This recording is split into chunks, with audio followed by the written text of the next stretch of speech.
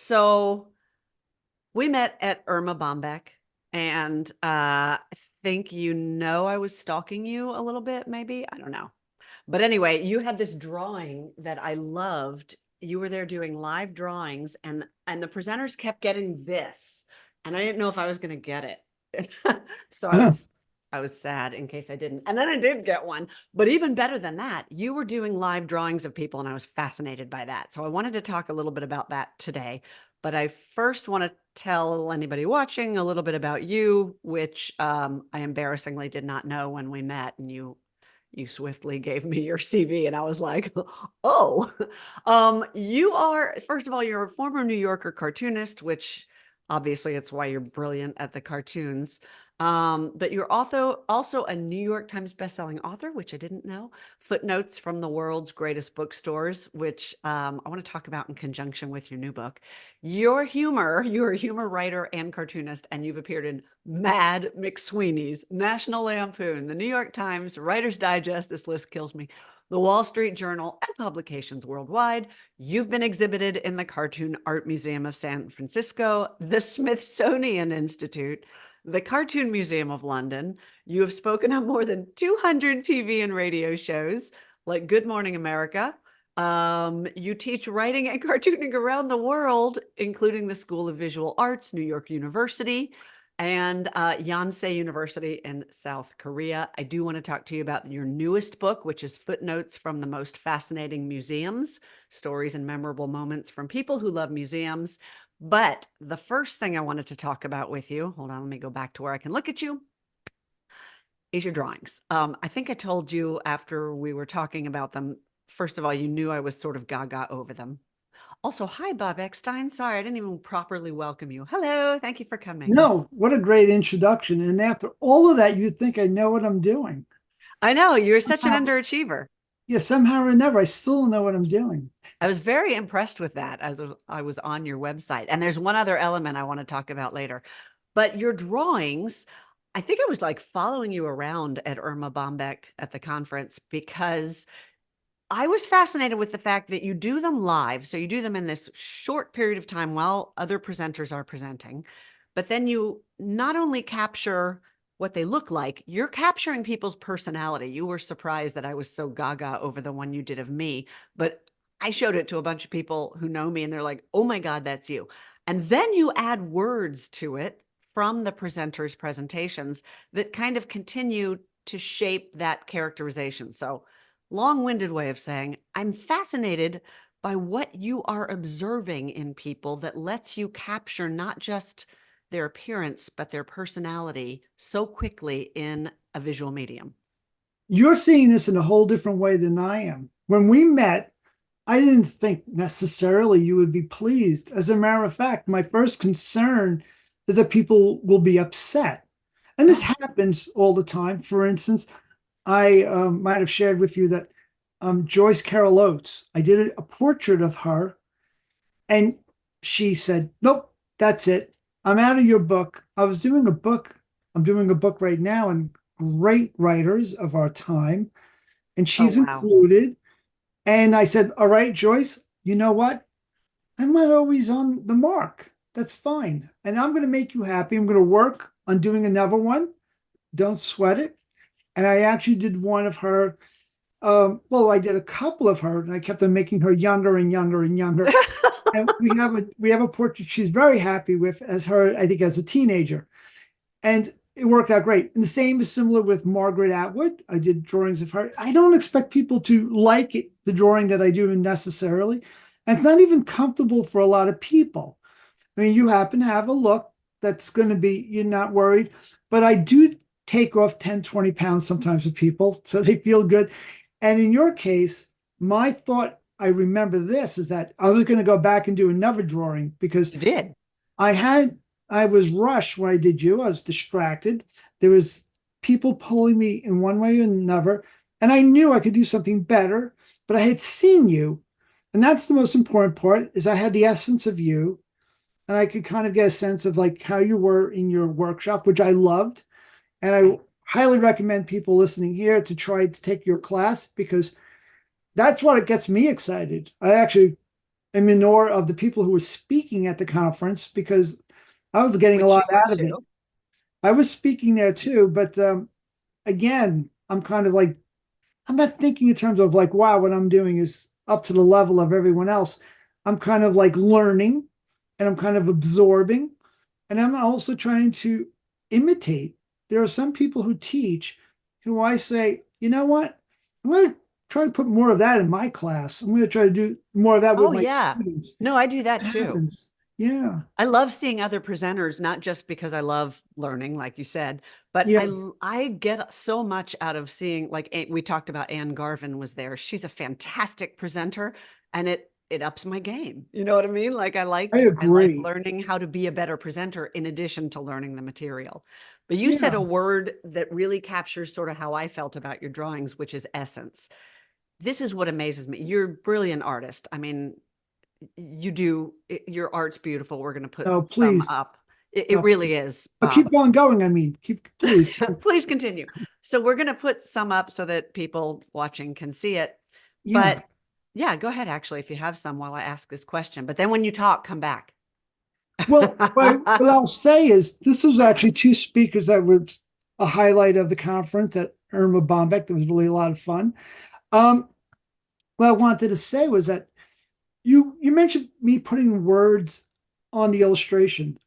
I do that to enhance it. There are times in which it doesn't call for it, but it depends on what story I'm telling. Sometimes the story could be anything. It could be a poem. It could be something that doesn't even really require a visual. In this Oh, case, that's so this good. was a group illustration in which it was not necessary to kind of include what they were saying as much as just seeing like them as a group. But this is, so leave that up for a second if you would. This is what I'm talking about. First of all, I know you did this on the fly. How long did this take you? Well, this one took a little longer because it's five people. Mm-hmm. Or And six even. I mean, it took me a long time. You have to actually make sure they got the spelling right, everyone's name. You want to make sure you do everything just right. But And the you have to drawing make sure, itself, quit being modest. The drawing itself, how long did this well, take the you? drawing Like we were itself, at dinner, so it couldn't have been that long. well, I didn't finish it then. I would have taken it to a certain level. There are Okay. times I would finish it, but in this case, again, this was pretty complicated because it's five people Mm-hmm. and dessert was on the table. So what Mm. happened was I was really thinking more than anything else, I was thinking, who is not going to touch that cheesecake? There was a bunch of people, but half the people on the table were not eating it. And there was like a question of like, what's the proper etiquette to getting that over my way? And if I look too busy doing the drawing, they say, oh, can't bother him. He can't eat, can't do this. That's not true. I'm enjoying myself. I know that there's things I'm going to go back to. I took a photograph of each of these people. There's no such photograph here of them together. Right. They were sitting together, and I did draw them this way. But when I went back to see if I got their likeness correctly, I would refer to the photographs and say, okay, what did I do wrong? Maybe their skin tone is too dark, or maybe their hair color is too light, whatever it may be. And I make those adjustments later because, again, on the fly, you're doing the best you can. And it's not easy to draw in a crowd of people. Sometimes, again, it would be finished at on the spot, and other times, but there's no rules. I don't say that I have to have it done by a certain time. Your question is how long did it take? I guess it took me about maybe 2.5, 3 hours. Okay. So you sketch out the preliminary. I know mine was quicker because you had it, I think, at the end of the presentation. But here's what I am fascinated by. I look at that and I know or met each of those people. And you didn't just get what they look like, you got their affect, their demeanor, expressions. You really captured them. What I find so valuable about so interesting, I should say, about what you do that I think is applicable for writers is that two things. We have to paint character on the page visually, like you do to some degree. You want your readers to see your characters, but even more than that, you want these characters to feel real and come alive and feel fully three-dimensional in a way that you manage to do in these basically quickly done drawings. What are you seeing? Like, what are you watching? Are you just observing everything about how they stand, how they move, how they talk? Oh, Well, I would say that it's sort of having a good ear and a good eye because it's all about decision making. And this applies to me either writing a joke, doing a drawing, doing a cartoon, or trying to finish a chapter that has no visuals in it. It's just kind of trusting your eye and your ear to what is entertaining and what works. This is something that I don't see everyone doing. I host a podcast, and I would say a lot of times we have a guest who comes on who does not feel the responsibility of being entertaining. They don't see it in their job description as much as being true to their art or what they feel like saying is their vision. I don't see it that way. The way I see it is whether I'm doing live drawing or I'm doing an illustration, I'm trying to communicate with people. So it's my job to make it entertaining. How can I make Tiffany right here feel most like you? How can I feel like this Which is I'm looking at this and I'm like, that is me. Like, that's how I stand. That's how I hold my hands. That's my posture. It's weird, Bob. How do you do that? well, you have this really positive energy. And so the background alone, I know I'm going to do something colorful and something that's really punchy. And I'm going to have you with an expression that's smiling and warm to the audience because I know that's you got a rapport that develops pretty quickly when you do a workshop that you have won over the viewer's trust. And then this is what you do with books or cartoons. You have to win over your viewer's trust. No one's going to laugh at a cartoon if at first glance it looks like it was done by a middle grade student, or if it doesn't feel like it's going to be funny. In the same way, Right. writing a chapter, you have to win a trust by you lay out the rules to your story or your book in your own world. Your world can have any type of rules. You could break the rules, but you still have rules within that world that you create. So if you're developing characters that are supposed to do a certain thing, and then in the second chapter, you have them do something that is totally out of character and not in a good way, because you do want to supply, you want to supply surprises, but you can't be illogical. You can't have somebody do something that makes no sense to their core, in which you are breaking the rules now with the book. Then you've lost your reader's trust. Same thing is true with a drawing. If I had drawn you in a way that didn't capture your likeness, I've lost them. I feel like they're going to look at this and they're not quite sure if I really know what I'm doing and stuff like that. So I've got to win them over, make sure I have captured your likeness, and then I go forth and try to make it seem as though I'm also capturing the body gestures, the body language that you have a cliche to, this tendencies that you had, the way you had your weight on your legs, the Oh, way you yeah, had you're right. this sort Hey, of, come back so I can see your face, would you? So everyone can see yeah, your face. Yeah, you're right. I didn't think about that. So you're really taking in people as a whole. And it sounds like what you're saying is you are tying what you're seeing and how you're conveying them in with the most predominant personality traits you are perceiving. Is that accurate? yeah, and sometimes it's not though. Sometimes it's Right. not accurate and it's a miss, and that comes to decision making. Based on my eye, trusting my judgment, I could say, I need to return to this. There's something wrong. What doesn't work about this? I'm going to fix it. Same thing with the chapter. Why isn't the chapter working as well as I thought in my mind it was going to be? Maybe there's something that I just kind of left out here. Let me revisit it. And this is something as I get older and more experience, I'm doing this for a long time. I understand now the importance of going back and not Mm. feeling bad about starting over or understanding that there's always room for improvement. This is a real big thing I see with maybe some younger writers who think that they've done something out of the gate perfect. Mhm. And they feel like they move on and then it becomes a shock when someone else doesn't quite get what they meant.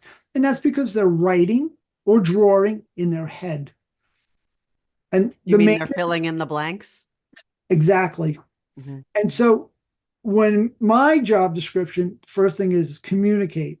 Did it communicate? Is this what I meant to say? Is this the joke? Are they getting it? Does this, do they get the drawing that I did? Does it feel like what I'm doing?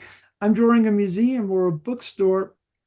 I'm trying to make it its ideal look. The store doesn't look like that. The store looks like something more pedestrian. As a matter of fact, sometimes you wouldn't even recognize it, but I'm adding life to it, color, and just trying to make it as romantic and sexy as could be. Even if it's a structure, you can make something really exciting if you allow yourself. And that comes from confidence. Confidence then breeds momentum. And these, Confidence, though, not just in your abilities, but it sounds like confidence in the fact that even if it's not what you want it to be out of the gate, you have confidence you can get it there. And it doesn't mean you failed by not getting it out that way the first time.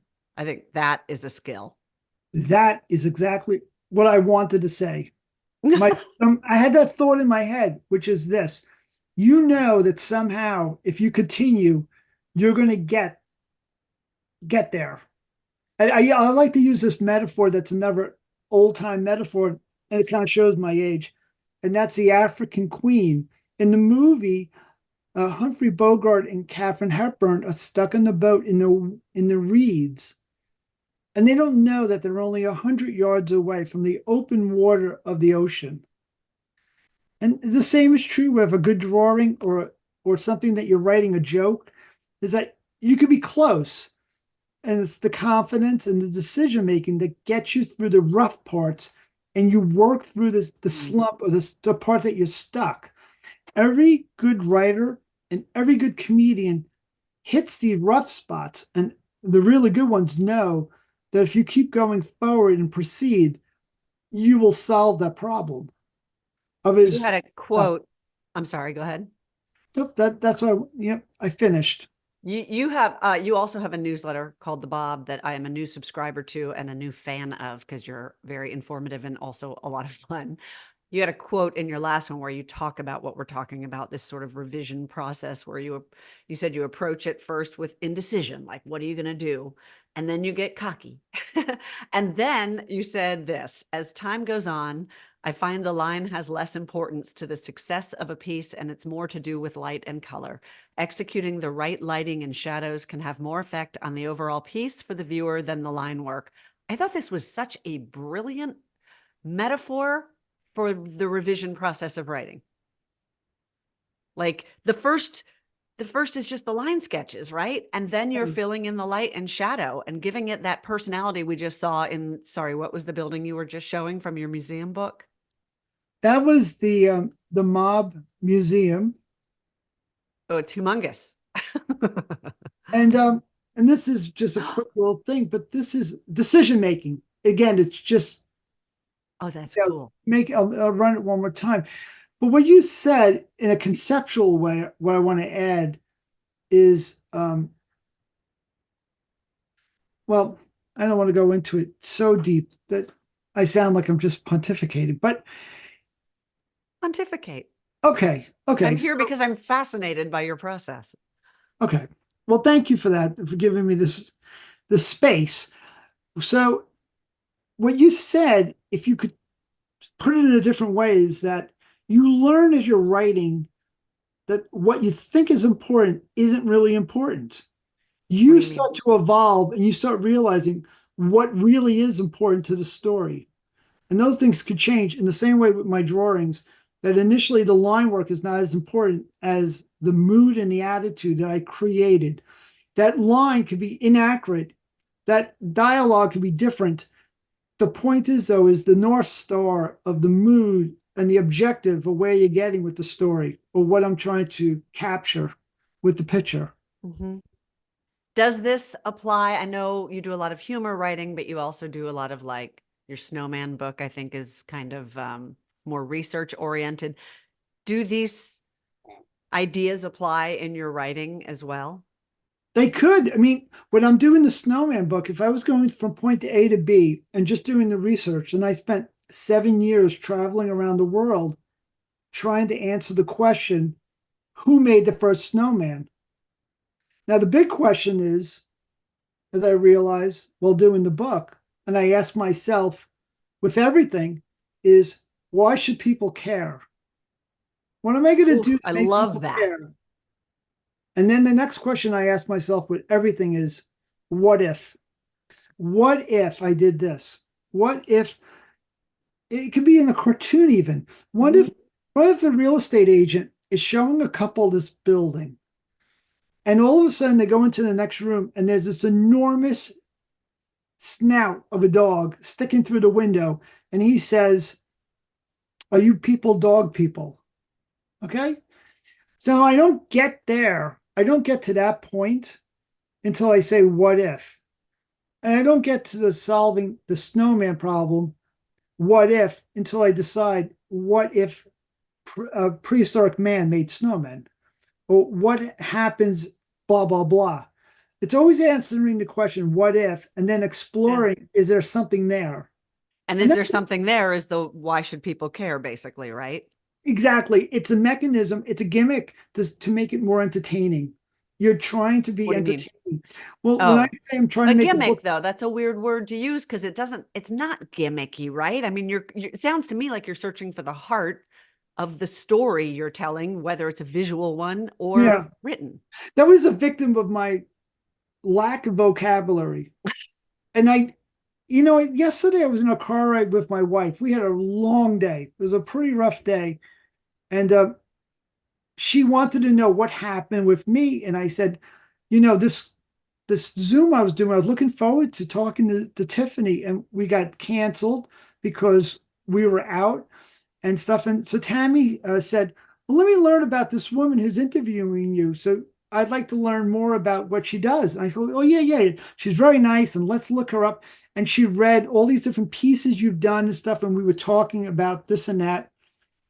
And then I told her what you wanted to talk about. And I said, "Well, I guess what I could talk about is how practice and observation is how I get the likenesses of people. And that's how I capture it." And she goes, "That's not true." She goes, "That's your modesty talking." And she goes, "You're super talented." And I've never gotten a compliment like that from her. I can remember. It was like a Wow. real magical moment. The reason why I'm attracted to her is that she's a badass.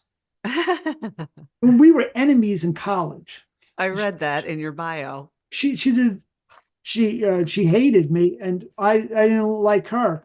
We ran into each other 12 years later at a funeral, and then we eloped to Iceland. We kind of just said, this As might one does. this might as well happen. And we've gotten along, but I'm attracted to this because I'm always trying to win her validation. And Mhm. she is supportive, but at the same time, she's a badass.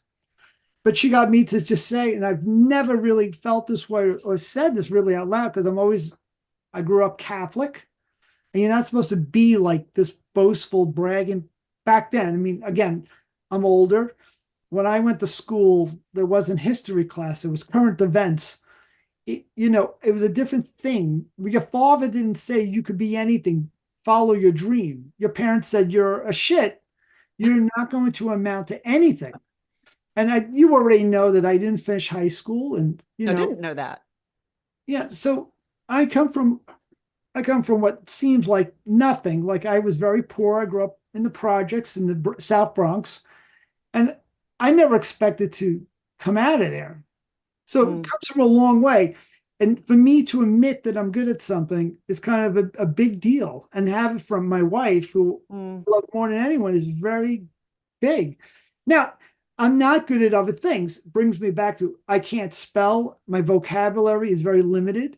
English is not my first language. You said that in your bio. Were you being funny because you were raised in the Bronx, or you seriously mean that? No, I was being funny. Okay. It's just a joke. I know nothing. I took 4 years of Spanish, and all I could say is I go to the beach. Language is very difficult for me. But the thing that I am good at is storytelling. And I take Mm. shortcuts and I cheat. And I cheat by doing this.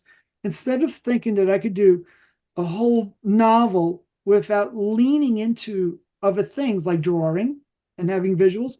Instead, I kind of try to combine the different skill sets, and I realize what's my best. It's something I teach in my classes. In my classes, I always see all these students, they look petrified, and I can understand. It seems like we're living in a time that's petrifying. And at some point in the semester, early on, we all take turns going to the board and writing our strengths and weaknesses. Mm, And it's like a revelation for them to realize what they really should be doing. And mm. sometimes it's doing exactly what they're doing, and other times it's doing something that's going to pivot them into happiness. I've had people in my class go into my class and take film as a major and then go on to be film producers. I've had someone who wanted to be a cartoonist who couldn't draw, but's now doing stand up. So you find yourself what it is really that you do well, and then you lean into it and stuff. That's my thing. And I have all these shortcomings, a lot of them, and I just try to hide them. It sort of reminds me of that quote from The Princess Bride where Inigo Montoya tells Fezzik they're looking for the man in black, and he says, he beat you at strength, your greatness. He beat you at swords, or he beat me at swords, my greatness. Everybody has a greatness. I mean, hopefully, but you have to figure out what that is, and maybe we're not always pursuing it. Sometimes I think if it comes easily for us, like I wonder if this is you and your drawing, why you never were really owning how talented you are. If it comes to us so easily, we downplay it as a skill. Is that applicable to you to some degree? Yeah, I mean, that's just simply another thing I'm not good at is taking a compliment. I kind of turn it around because it is embarrassing and I haven't learned how to do it. And in the past, maybe I wasn't the recipient of something like that. You mentioned my bio earlier. That's a condensed 40 years. That's a pretty good 40 years, though. Yeah, but you kind of neglected, you didn't bring up all the rejections and all the projects that kind of fell through. And I think it's really important for people to realize there's nothing more annoying than hearing someone was an overnight success because it's not true. Yeah. Yeah, I know you had sort of referred to the fact that you had a rough publishing journey, and you're covering that turf with Jane Friedman in an upcoming interview that I will link to, actually. So I don't want to retread that here, but I love that you bring up that bios are always, they're like our Facebook page, right? They're all the good stuff. It leaves Yeah. out all the hard parts in between. And I love that you talk about that because it's not smooth sailing most of the time. And it's not something anyone can really help. We've all going through the same thing. The things that I'm going through, which are not good, is the same thing everyone is, and not everyone's changing. Everyone's switching around. Like I did a book with Penguin Random House, and everyone who worked on that book is gone. Mm, So when we went back to do a sequel and stuff, they didn't even know what we were talking about. And they have yeah. lost interest. And I moved on to another publisher. And then in that publisher, there was changes. And then life. I mean, I can't tell you how many dear people who I've lost. I mean, people during COVID is it's just terrible. Oh. And then I'm not alone. Everyone, And by the way, I love Princess Bride. I remember going to my one of my first times I went to the Miami Book Fair.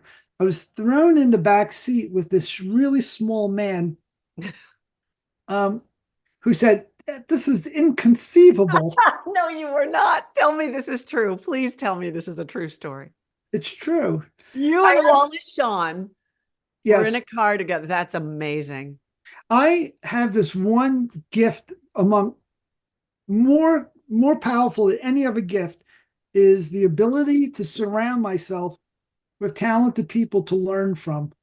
I Hmm. mean this. I know the funniest people in the world, um, Jack Handy and Oh God, I love Jack Michael Handy. Palin and Sarah Silverman Mm. subscribes to my newsletter. These are people I'm learning from.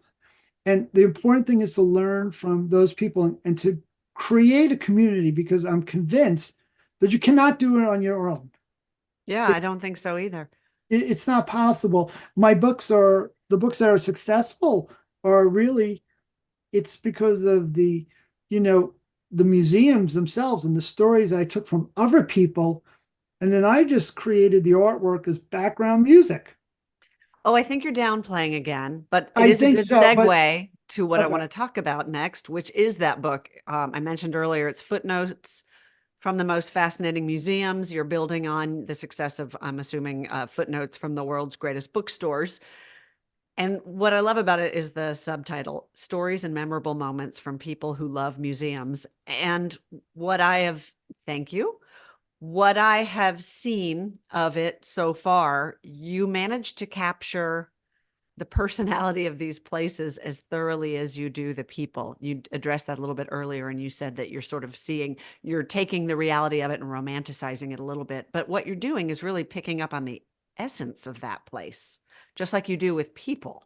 Like Well, you seem to have a gift for sort of lasering in on what makes a person or a place distinctive and unique. well, it's a combination of things. And the reason why this is kind of random. I picked up this image right now, but I knew as soon as I saw it on my desktop, this is a good example to make a point. And that is, I'm doing more than one thing in this picture. The first thing I'm doing, more than anything else, is without knowing what I'm drawing and not seeing this as a building and a statue, I'm trying to make a clash of different forms and colors that's appealing to the eye. Okay. So it goes back to forget about line. I'm more interested now in hue, light, and just making a very pleasing combination of a palette. And then I'm saying to myself, I want to inject a sense of history to this place. And so I created a sculpture, the statue that does exist there, but it doesn't look like this. I instead gave it a patina and a feeling that's bronze to give this sense of importance. And Hmm. I did this with the rest of the piece. I try to make decisions based on what's going to give this place some gravitas, but at the same time, leave it as fun. So I'm doing that. And then I picked a story among many that I could choose from. And I simply picked something that's irrelevant. And that's because I don't want people to be intimidated by museums. I wanted Mhm. people to feel that it's very human, that it's something that is actually it's a place that is more organic than you would think. It's constantly changing because they are doing new shows and stuff, and they're doing things that are just it's unexpected. There's love stories, there's breakups, there's everything going on, and it happens with all of us. And in the place of a museum, I mean, it's really the museum is like a giant selfie because it's a Mhm. collection of everything we've done on this planet, including our mistakes, and it's Well, documenting them. I would also suggest that the thing like that little story that you picked, that was a dimension I didn't get out of it, that you were sort of humanizing it. I love that. But what it also does is it tells me something about the personality of, I assume the curator is who you were quoting. And it tells me something about the personality of, sorry, I forget which tennis He was legend. actually a player. Um, it was what's the British guy? Oh, what's his name? I don't know, put it back up. Yeah, we got to put it back up. That's so But you're fun. capturing a lot of different levels of personality there, in addition to the sort of meta meaning that you talked about of making this museum feel accessible and human and intimate. It's just fascinating. And here's the other thing that I love about what you're doing. It's kind of like poetry in the sense that you are crystallizing a lot of craft into a very sort of granular space here. Like you don't have a movie's worth of information here to share. You have one frame and one quote. And with that, you are multitasking, you're layering in meaning, you're doing a lot of different things that I think is extremely applicable to fiction, right? To any kind of writing. Yeah, the player is Andy Murray, Right. who I put him in here because I happened to have seen him when he was a teenager and was a spoiled brat, and I would have never guessed that that kid would one day become one of the greatest players in the world. I I learned tennis in high school, by this guy who took me in. Another person who was very, very poor. He was a very good player, and he played as a professional. And he was in my school. He was a year ahead of me, and he taught me tennis. And then we would play and work very hard. It was my life. I played tennis for like a year and a half. Every day in the summer, we would train and drill. And then I was a ranked player who got offered tennis scholarships around the country. And so even though I didn't finish high school, I had a choice of different schools to go to Wow. because I was a very good tennis player. So the book is just released and people can find it, I take it, anywhere. Oh my God, I love that. What am I looking at? This is actually, I'm going to try to call it up. Oh, this is actually from the Visionary Art Museum in Baltimore. It's called actually the American Visionary Museum of Art. It's all about outsider art and folk art.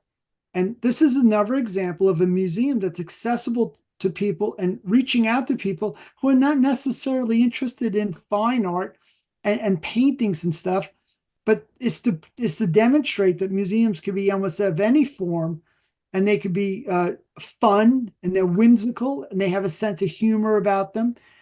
And so I put this one up there because What is the museum part here? Like, is this a traveling display? What are we looking at? every year they do a parade.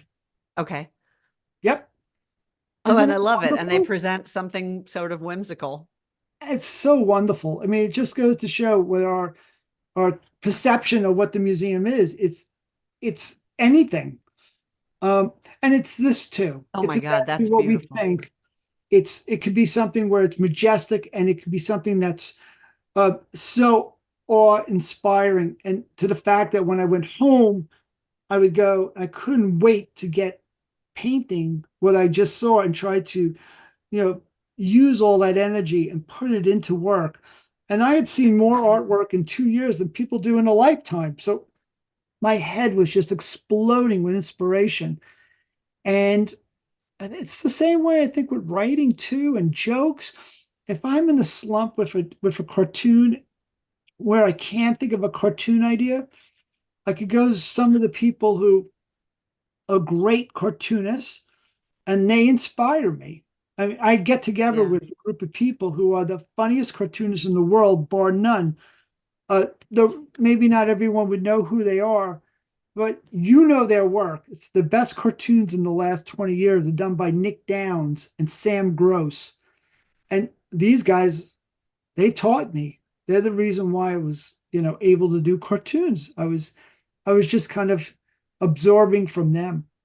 Which is kind of the equivalent of, writers read the Stephen King advice. I think we are inspired, good and bad. Like I often find bad writing to be every bit as instructional as good writing, but inspirational is the good writing, the stuff we aspire to, the same way that you talk about your cartoonist friends, and also the way you describe the way the museums made you feel. These are Yeah, just beautiful, Bob. oh, thank you. But And at the same the time, stories that you're picking, these little snippets of story are so illustrative and interesting and perfect accompaniments to bring this to life for people. well, I think that when you're doing a cartoon or even a story plot, you're looking for that juxtaposition of elements that you wouldn't see put together. It could even be the characteristics of a character, let's say like Monk and Yeah. Columbo. I mean, it's kind of a sort of a pattern there where we turn these characters and give them a trait that you wouldn't expect. I married a story here with an image that you wouldn't expect, and I went with that as something that makes it more interesting instead of staying on the same tone, Hmm. trying to throw a little bit of a curveball. But also, it's eye candy, and hopefully, you could see it. And the reason why I do like this painting is because I tried not to have too much detail. If you look in the background, Mm. I am capturing, to me, sort of the atmosphere with lines that, if you look close, are just abstract. If I was to be accurate, Hmm. and I was to add lines to this, and add too much details to chapter 3 of my book I'm working on, Mhm. I would be stepping on the point. You're not allowing the viewer to engage. You need to have, in a cartoon joke or a drawing, you must give the viewer or reader a eureka moment where they say, "Oh, I get that." But you also need, just as in writing, you also need to place your subject in context believably, which I think this is a really good illustration of. Sometimes you want to focus more on that context because it's germane. And sometimes it can just be sort of this impressionist watercolory look in the background, metaphorically speaking, because that's not what the story is about. But without it, that's just a building floating in space. Without it, that's just a character floating through the story. We have to ground the reader. We have to ground the viewer. So much of this is applicable to writing for me. No, you're absolutely right. This is funny. This is an example of me in partnership with who reads this, because they're having a eureka moment understanding what the joke is here, if they get it. Mm-hmm. Yeah, I could just sit here and draw parallels to writing forever. I'm like, yes, you have to be conscious of your audience and your reader and what you're trying to make them feel or the connection you want them to make without spoon feeding. I could do this Exactly. with you all day, Bob, because I hope that people who are watching this or listening to this are getting because most of my viewers are going to be writers. I hope they're seeing the parallels that I think what you do is such a brilliant illustration visually of what we're trying to do with words on a page in a way that, I'm always looking for different angles to understand things from and to convey ideas about story craft with. And to me, this is such a literally and figuratively illustrative way to show so much of what makes good writing work is what makes your work so good and the way you work. I was teaching at Irma how to combine visuals to your writing without being an artist. And like this morning, I write every morning. I was doing a piece about personal ads, and it was writers who are putting in personal ads. And it was a humor piece, but I'm visualizing the person. I'm actually visualizing what I'm doing. I'm set directing in my head. And I think everyone does this when they're writing. They're imagining what they're seeing. They have to provide enough information so we're all on the same page Mhm. and everybody stays with the group. But it's so much more satisfying when you don't dumb it down. Yeah, and I think the trick is taking all that what you just described that you're seeing in your head and put, at least from my perspective as an editor, is that on the page? Have you taken the vision? You said it earlier. Have you taken this vision and are you filling in the blanks that the viewer or the reader's not seeing, or have you put it on the page? Sorry, I don't know if you can hear my killer dog barking, but will you tell people where they can you hear that crazy Cujo? No, but we can amp it up later. My husband's out there wrangling him. Will you tell people where they can find everything about you, your writing, your book, your drawings? I Well, love that. The Guggenheim, which I have been to a number of times. That's beautiful. and again, this is I'm I call this up because it kind of mirrors what we just said, which is I'm simplifying. This really is just Mm. shapes and forms instead of it being rendered. The eye of whoever sees this is filling in for me. Yeah, I, but I you're also created, giving the feel of it, which is what I think. Yeah, thanks for playing it again. yeah. See, the feel of this is what there's a real peace to the Guggenheim and a stateliness in person amid the chaos of New York. And to me, you are capturing that with just these impressionist strokes. Speaking of which, what I'm going to talk to you all day. What is your medium? Like, how do you do these? Are you doing it in colored pencil? Or are you doing it digitally? I'm doing it digitally, but I also work once in a while with oil paint, and Okay. I work with everything. I work with crayons, work with pens, I work with anything, and it really doesn't matter. People always ask me, what typewriter do you use, or what paper you use, and it really doesn't matter as long as you're comfortable. And the reason why I do pick digital is because it's impossible for me to do 150 canvases in a year and have storage for them, scan them, and then have them prepped for multiple languages because my bookstore book is like many different languages. As a matter of fact, I have a copy with me, Oh, and good. it's Korean. Oh, wow. The whole book is in Korean, and I had to have it ready to accommodate that because remember, my writing is over the work. Oh, right. So it's not as simple as just changing the language in the typeset. I'm handwriting Part everything. of the work. Right. So Yeah. I have to have things ready to manipulate and account for all different printers. But I do work traditionally. It makes no difference because the work does look the same. My voice somehow or another comes out whether I'm doing it in gouache or I'm doing it digitally. It's the same thing because the decision making is what's making it look uniquely Mhm. like my work, not the actual medium. As a matter Right. of fact, I had a teacher in college who changed my life because he said at that time I was very good as a young kid, and I would do photorealistic paintings very young. I started very young with everything. I was a columnist for New York Newsday as a teenager. Wow. So I was getting published, and yet I couldn't get into the school paper. I I I could not get into the school paper. What High column was a school. teenager writing? I was writing on TV reviews for New York Newsday. That's a dream job for a And teenager. I didn't realize it was such a big deal. I was getting paid more money than I realized too, because I didn't have a conception of money was my first job. So I was doing well with that. And when it came to drawing, no, I was very realistic. I couldn't loosen up. So this teacher says, I've got to unlearn everything you've learned because you're just so got no warmth. There's no spit in your work. There's no personality.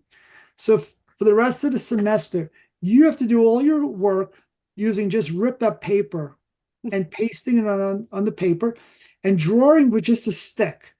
I had Oh, to use a wow. stick and dip it in ink. And what happened was is I did everything very primitively. Everything was down to basics. Now it was just the essence of really what was I trying to say? Because I couldn't try to wow people with verbal or visual gymnastics and try to flex my skills. Instead, I was stripped down to just the basics of what I was saying. It was an invaluable lesson that I apply to everything now. Yeah, and that sort of also, again, sorry to keep drawing the parallels. This is how my brain works is in terms of writing, but I talk a lot about how learning all the dogma and, I've got a million craft books, but as soon as you try to take that and apply it rigidly to your work, you're imposing something from the outside in and you are stripping it of all of the voice and life and spit, as you said, that makes it art, that makes it yours to begin with. And Yeah, I think that that's another great parallel to just sort of throw out all the tricks and tools and just write the thing. exactly. I mean, I'm sorry to go on about this, but I get Don't excited be. on the subject. People send me books for some feedback and reviews, and so many times the books could be interchangeable who wrote them. A lot of romance fantasies Yeah. are so similar. I don't know what the difference could be. I started at the Village Voice when I was pretty young, and I learned from a guy who was writing movie reviews, and he turned in one time an assignment that was his shopping list, but he made it as if it was a story and was able to tell a story and just turned in a shopping list. They ran it like that. And it was so refreshing and exciting to see. It was like a unique experience. And I feel like an exciting book accomplishes that. It makes Yeah. it a unique experience. My book here, the bookstore book, when we were doing this, I was saying, how do we make this book so you cannot buy it as an ebook? How am I going to make the tactile experience unique? So I said, we're going to open it like a garage door, Which I love. and then it opens up this way. And it's just a little thing. And that's just one example. It's not like, oh, Bob took that idea. Now we can't. It's like that cartoon with the caveman when since the guy goes, or discovered fired. I guess that's the end of that. There's nothing. There's so many different ways you can make the experience for your readers exciting. in my case, I'd like, incorporate drawings with this. There's so many different ways you can make it. And so, I think that to keep that in mind, that you're an entertainer at heart. It's up to us to entertain. I love everything you have to say. Honest to Ah, God, I could do this all day. let me get my This was wife on. At Irma too. You and I just sort of got into a vibe, and I could have talked to you all night. So I can't thank you enough for taking time. Where can people find you? Well, if you go to Substack, you could sign up for free at the Bob. And if you tell me that you saw this podcast or whatever you want to call this episode, if you let me know by email, I'll upgrade you to paid for free. And I've been Cool. offering that. Everyone who buys my museum book, if you tell me on the honor system that you purchase it, let me give you a lifetime subscription. And my newsletter is simply writing tips, advice from some of the best writers in the field. I interview people. We have cartoons. If you just want to get a laugh, you need a break. It's very light. It's not very invasive. It's like once every 2 or 3 weeks. Not like, I know some people getting their newsletters so frequently, it becomes overwhelming and it Yeah. starts to feel a little bit like homework. I Yeah. don't want that. I want Yours. feedback. I like yours for all the reasons you say. You have all these different elements in them, and there's something in there no matter what you're looking for, and because you're not overwhelming us. Do you have a website? I know you do, but I'm going to let you say it. Yeah, it's Bob Eckstein, and it's spelled Bobeckstein. And you can learn a little bit more about me and my books there. And And buy them, obviously not electronically, but you can get them anywhere you get your books, I take it. So last thing, and I don't want to keep you too long, but you are passionate about talking about independent bookstores. Do you want to talk for a second about where that started and where you would like people to buy your books?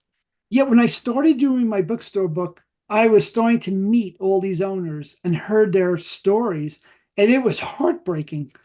Um, I mean, everyone has some crazy stories. I'm going to say one story. And this person was not in my book. My book was already being worked on, but I met this owner in Ontario, and her bookstore was closing down. Her husband was diagnosed with 1 year left to live. He had a deadly disease, and her whole world was falling down. And she said, I wanted to be a writer, and now this is all happening. My bookstore, I'm losing my bookstore, I'm losing my husband. It's just tragedy.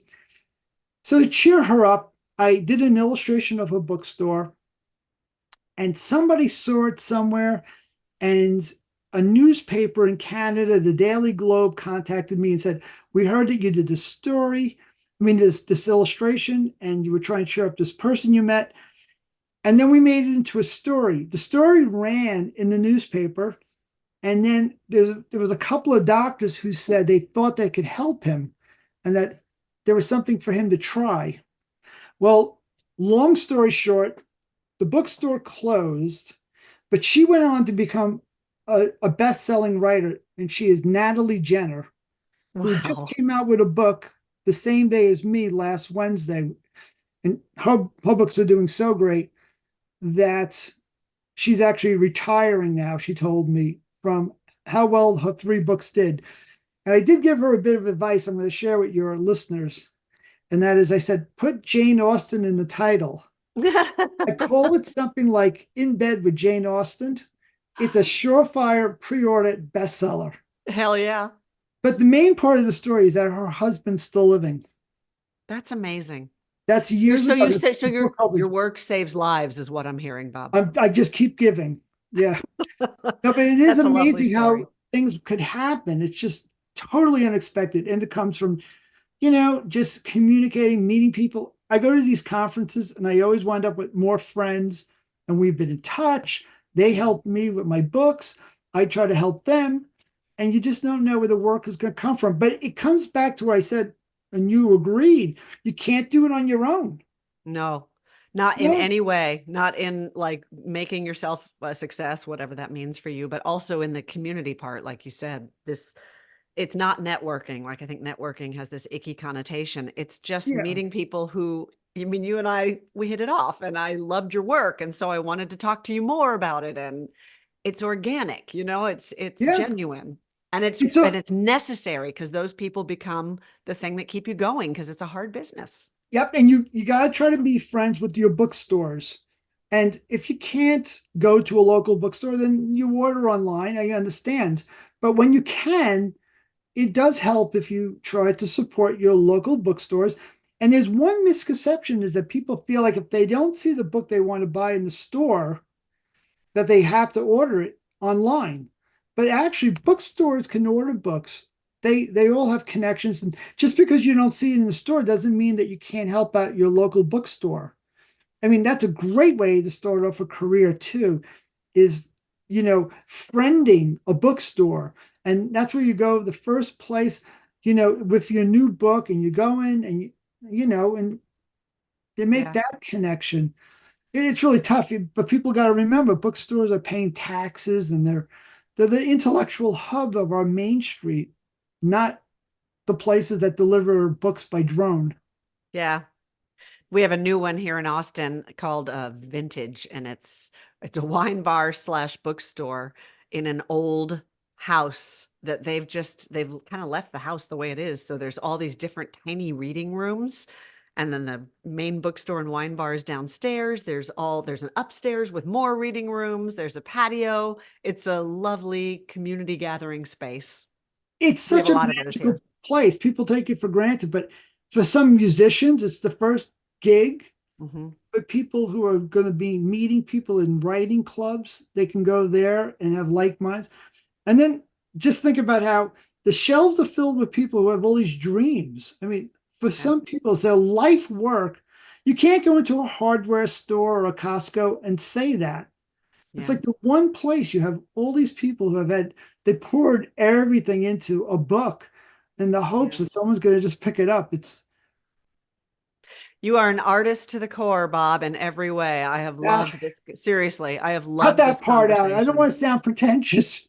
No, I mean that in a good way. All Like right. even your Okay. reverence for the art that other people, for the creative work other people put into their art. It's just clear how much it's a part of you, and it's clear from your work. And I'm just so glad Uh, to have met you, and thank you for taking the time. I hope people will love your book. I'm such a fan of it and all of your drawings and all of your work. And hopefully we'll do this again. this is like the Jerry Lewis telethon. We're going. We're just going to keep going. Y'all This just is keep sending great. money. Keep No, sending money. I really love this. Thanks so Me much. too. And if people out there want to keep in touch with me, reach out to me. I'd be happy to say hello. Oh, cool. Okay, so they can reach you through your website, through the Yeah. Bob. And Okay. also through the newsletter. That's what it's all about. It's all about us communicating and us kind of Cool. using platform. There's something that Amy Collins taught me, who I think you know. Mhm. She said there's always room for more people. Don't ever think that Yeah. your competition are other people writing books. Yes. That is not It true. is not a zero sum game. You need everyone to be on together. Yeah. Oh, God, if everyone would just come into our lovely circle of light and love and hope right now. I'm loving it. All right, my friend. Hopefully we'll do this again soon. And I would love if our paths cross in person again. Thanks, Bob. Take it easy.